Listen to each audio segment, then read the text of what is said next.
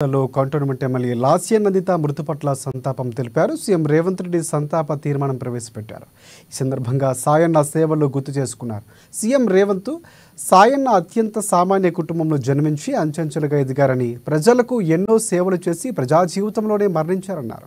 Cantonment ప్రాంతాన్ని జీహెచ్ఎంసీలో కలపాలన్న సాయన్న కల నెరవేరిందని చెప్పారు. సాయన్న వారసురాలుగా లాస్య నందితను ప్రజలు కంటోన్మెంట్ ఎమ్మెల్యేగా ఎన్నుకున్నారని, కానీ ప్రమాదవశాత్తు లాస్య మరణించడం బాధాకరమన్నారు. లాస్య నందిత మరణం యువనాయకత్వానికి తీరని లోటు అని తెలిపారు.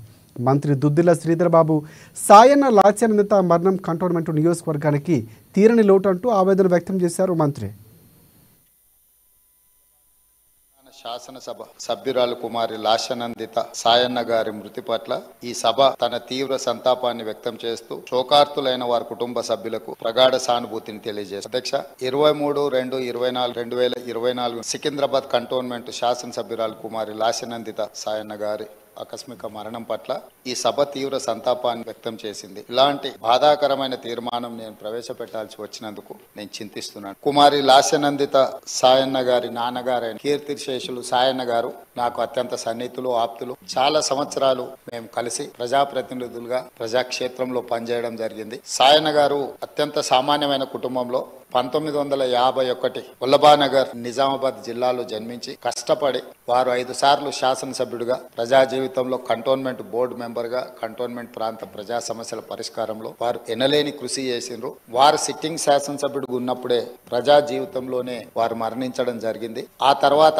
వారిచ్చిన వారసత్వాన్ని, వారు నెరవేర్చాల్సిన బాధ్యతలను, వారిని అభిమానించిన ప్రజల కోసం కుమారి లాస్య నందిత కూడా ప్రజా జీవితంలోకి వచ్చి వారు బ్రతుకున్నప్పుడే వారు కార్పొరేటర్గా, ఆ తర్వాత వారి తరఫున వారిని నమ్ముకున్న ప్రజల కోసం వారు శాసనసభ్యురాలుగా ఎన్నికై ప్రజా జీవితంలోకి వచ్చి కష్టపడి పనిచేయాలన్న ఆలోచనతోటి వారు ప్రజా జీవితంలోకి వచ్చి 5 సార్లు శాసనసభ్యుడిగా సాయన్న గారు చేసిన ఎనలేని సేవలను దృష్టిలో పెట్టుకొని వారి వారసురాలుగా లాస్య నందితను కంటోన్మెంట్ ప్రజలు వారిని ఎన్నుకోవడం జరిగింది. మనమందరం కూడా 37 సంవత్సరాల చదువుకున్న ఒక యువతి వెనుకబడిన సామాజిక వర్గాల నుంచి చైతన్యంతో ప్రజలకు సేవను అందించాలని ముందుకు వచ్చినప్పుడు మనందరం కూడా మహిళా సాధికారత కోసం ఎదురు చూస్తున్న వాళ్ళం.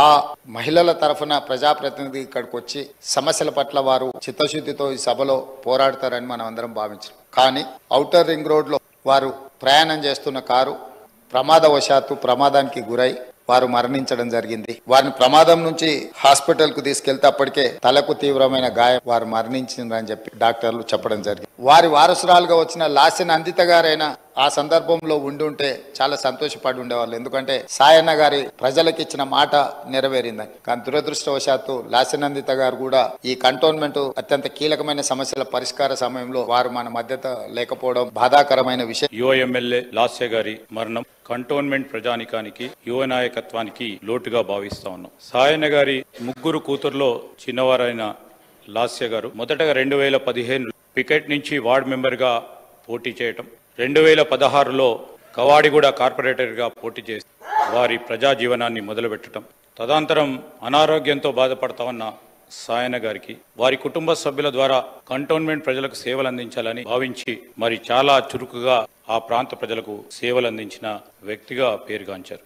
ఈరోజు కంటోన్మెంట్ ప్రజలకు సేవలు అందించాలని ఆలోచనలో భాగంగా నందిత గారు మరి సాయన్న గారి వారసులుగా ముందుకు సాగాలని ఆ పార్టీ ఆలోచన చేయడం, సాయన్న గారి అనారోగ్యంతో మరణించడం కంటే 2 సంవత్సరాల కంటే ముందే లాస్య గారి తండ్రి సాయన్న గారి కోరిక మేరకు ప్రజా జీవితంలో ఇంకా వేగంగా మెరుగైన రీతిలో పనిచేయడానికి శాయశక్తుల్లో పనిచేశారు.